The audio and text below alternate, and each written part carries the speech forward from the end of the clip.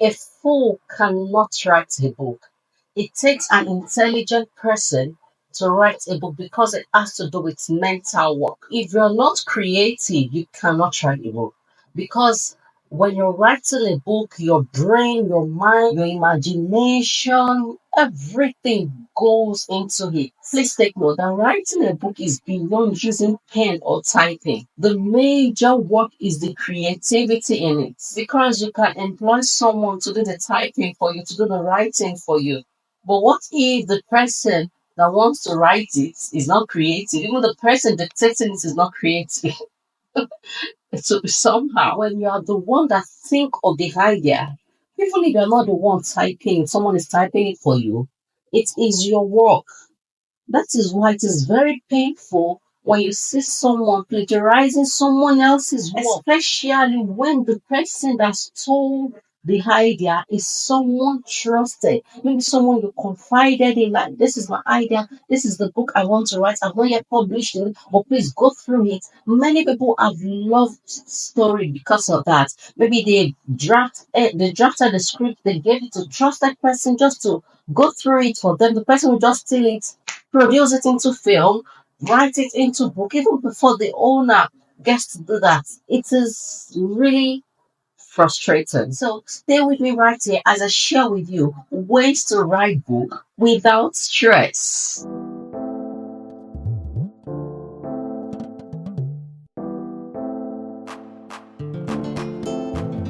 The first on my list is know how you get your inspiration. People get inspiration anywhere, anyhow they want it. Maybe when bathing, when talking, through inscription, when watching movies, listening to song in the dream. Just know how you get your inspiration. Just like the way Holy Spirit communicates with us differently, that is how inspiration comes about. When you know how your inspiration comes, this will make you to be more sensitive at that period so as not to miss the timing. The second point is once you get the idea, jot it down immediately.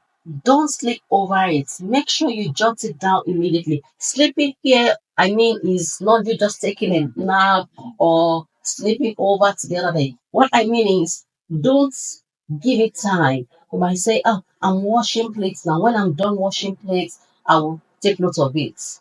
Jot it down. Stop what you are doing right there and jot it down. Because if care isn't taken, you might forget it. It has happened to me over and over and over. So I make sure that even if it's to type it on phone, I do that.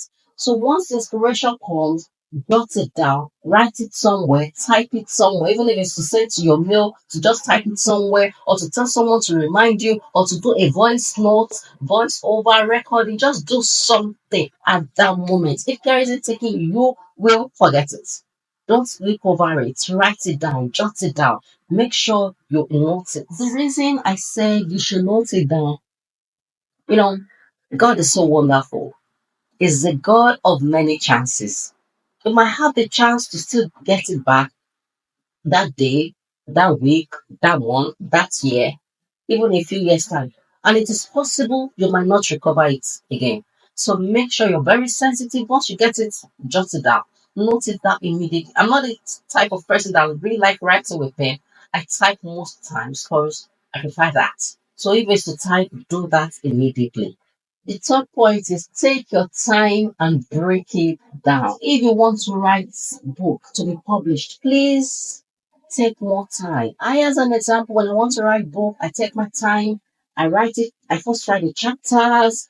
After writing the chapter, if there'll be subtitle or something, I'll write it under.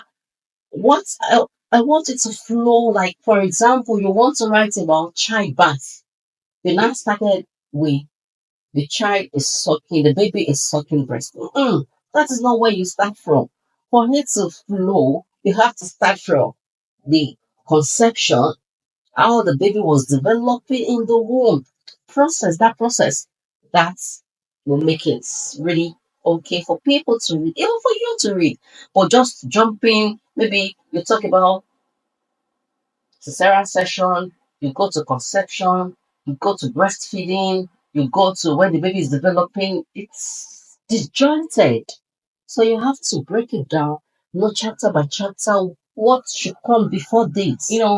I I watched a film recently. The lady was a writer, and the guy was like, it's just novel. You don't need calculations. Who told you? Writing a book, especially when it has to do with novel, it needs calculation. I will tell you why. Maybe the lady got married at the age 20, and she's age 30 now, and her marriage is 10 years old.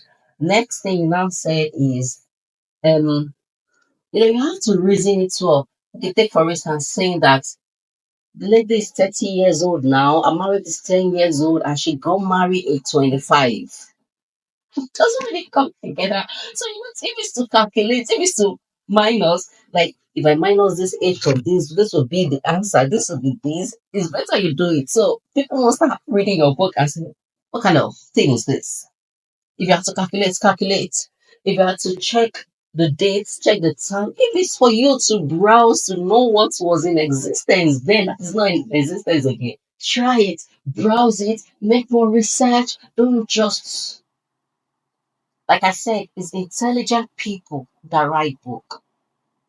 Can't just give people cock and book story or talking about hospital and you say, it is to make research. Call a doctor, browse, read books on medical checkup.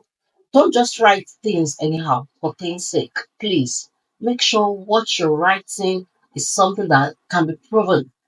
I remember when I wrote my first novel that I published, I had to call a doctor. I called few about two doctors that sir, what can actually lead to this? Ma'am, can this lead to this? And she explained to me in medical terms because I don't want any flaw. So, as an intelligent person, and if you want to write a book, while breaking it down, check it. If you have to calculate, calculate. If you have to make research, make research. I'm going to drop my seller link in the description box. I've written over 10 books. I've produced over 7 magazines. Just go through them and take yours. Check the ones you want. The third point is read it as a buyer, not as an author. At this stage, you need to be truthful to yourself. Criticize yourself first before others will. Because, if you're the one telling yourself the truth, like, if it stop now, why would you write this thing? I beg, stop.